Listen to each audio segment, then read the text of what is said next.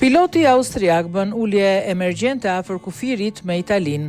Piloti austriak ka bërë një ulje emergjente në autostradën A2 në Carinthia pranë kufirit italian. Nuk ka patur të lënduar, trafiku rifilloi pas një mbyllje të shkurtër.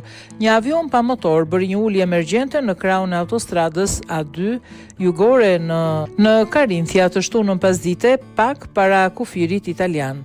Sipas drejtorisë së policisë së shtetit Carinthia, 2 persona në bord mbetën të padëmtuar. Ata u identifikuan si një pilot austriak, 62 vjeçar dhe një grua. Avioni pa motor ishte ngritur nga aeroporti i Klagenfurtit dhe me sa duket ishte në një fluturim turistik. Për shkak të problemeve teknike, piloti vendosi të bënte një ulje emergjente, tha një zëdhënës i policisë për APA. Nuk pati asgjë me materiale dhe as të lënduar.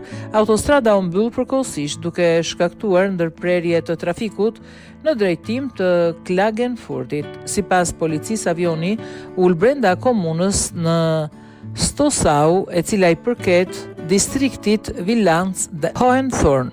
Ulja emergjente ndodhi pak para orës 4 pasdite. Nuk mund të besoj syve të mi kur erdhi raporti, tha eksperti i trafikut Mark Romer në një deklaratë. Në fillim mendova se duhet të ishte një gabim, por shpejt u bë qartë që një aeroplan kishte bërë një ulje emergjente në autostradë. Trafiku fillimisht u ridrejtua përtej avionit midis Hermagfor dhe Arnold Stein. Departamenti i zjarfikësve tërhoqi aeroplanin rreth orës 4:20 pasdite dhe makinat mundën të kalonin ngadalë në radhë.